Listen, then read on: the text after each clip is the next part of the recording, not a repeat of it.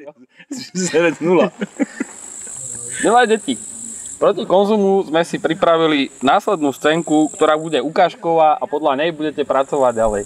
Je to klasický rozprávkový príbeh o červenej čiapočke, v našom prípade bielej, zajačikovi, ktorý sa vydal na na púť za svojou starou mamou s rôznymi vecami, ktoré stará mama potrebuje. Tieto veci si ozrejmime počas celej hry. Takže zajčík sa pomaličky vyberá po lese. Je to ponurý, zahmlený anglický les. A pomaličky si vykračuje za starou mamou, ktorá býva v strede lesa.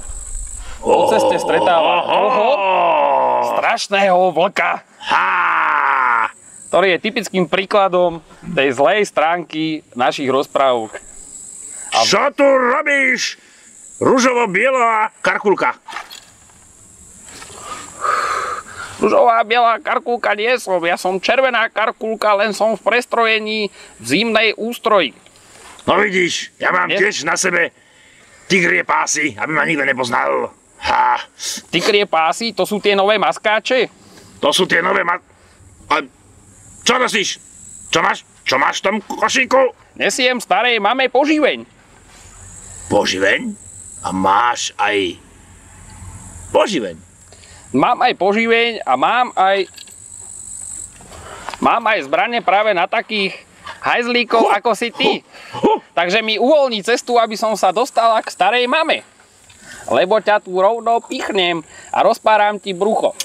Ty by si mi chcela pokaziť môj nový maskovací oblek? Uhni mi z cesty a nič mi nerozprávaj. Stará mama je strašne hladná. Stará mama vydrží. Stará mama prežila prvú aj druhú svetovú vojnu. Prežije všetko. A ty mi tu nebudeš Posledný týmto... krát ťa upozorňujem, lebo vystrelím varovný výstrel 45 stupňovým uhlom. Tak vystrel! Tak vystrel! Takže po poriadku, tigrik, po poriadku. Stoj, lebo strelím, a tak ďalej. No, ja som sa na to teraz pripravil. Kľudne môžeš vystreliť, ja sa vôbec nebojím, pretože ja keď si tu lahnem, vie ma vidieť, není ma vidieť, je ma vidieť, není ma vidieť, je ma vidieť, není ma vidieť. Tigrik, kde si? Tu si. Takže pokračujeme ďalej, ako nás to učili. Sám si bojil na vojne. Buď zavolám deväťákovi, alebo naozaj vystrelím varovný výstrel pod 45 stupňovým uhlom. Vystrel, varovný výstrel. Som zvedavý, čo to urobí. A tu sa práve stala logistická chyba, pretože mám len kudlu AKM-59, teda nemôžem spraviť varovný výstrel, ale môžem ťa s ňou žíznúť. No tak po. Tak to teda nie. Tak to teda ja sa porezať nenechám. Stará mama! Zachraň situáciu! Stará mama má byť 2 kilometre odtiaľ. Stará mama! Tak to teda nie je normálne. To není... Ty zlý vlk! Čo tu robíš? Mám ťa pichnúť. Stará mama, doniesol som ti poživeň. Ďakujem. Či doniesla teda? A to je... Ty vôbec nepoznáte klasický príbeh. Však ty máš poživeň. Klasický príbeh, kto tu má kudlu? Ja či ty? Čo tu vravíš o klasických príbehoch? Ale ja som tu prišiel pre informácie. Ja som sa mal dozvedieť, že čo ty nevieš. Aby som si to mohol pozrieť. Tebe bude koža horieť. Tebe bude koža horieť. Žiadne radože. A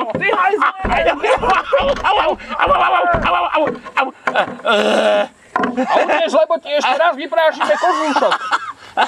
Utekaj, tigrík, utekaj. Vnúčka moja, konečne si sa vrátila. Stará mama, ty daj tiež pokoj, lebo potrebujem tvoj dôchodok, tak navala prachy. Ty jedna špatná devčina. Ja som prachy. Zález. Ja som ten zlý múčik, ja som len v prestrojení. Tak ťa pichnem nožom. Do strehu.